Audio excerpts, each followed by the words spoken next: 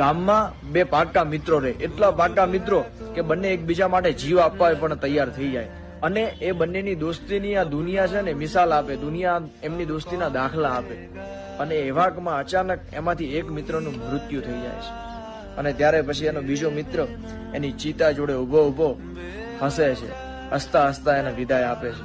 ત્યારે એક દાદાથી રહેવાયું નહીં. એ દાદા એને આવીને કહે છે કે ભલા માણસ, તું કેવો વ્યક્તિ છે, તારો મિત્ર આજે મૃત્યુ પામ્યો છે અને તું હસી રહ્યો છે.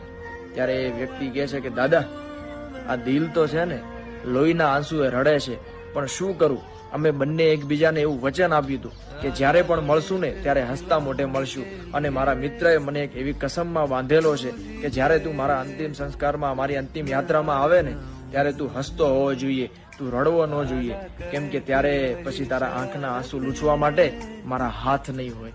આ સાંભળીને દાદાના આંખમાં આંસુ આવી ગયા. એટલે કોણ કહે છે કે આ દોસ્તી બદનામ કરે છે, આ દોસ્તી બરબાદ કરે છે? અરે જો સાચો નિભાવવા વાળો મિત્ર મળી જાય ને તો આ દુનિયા યાદ કરે છે.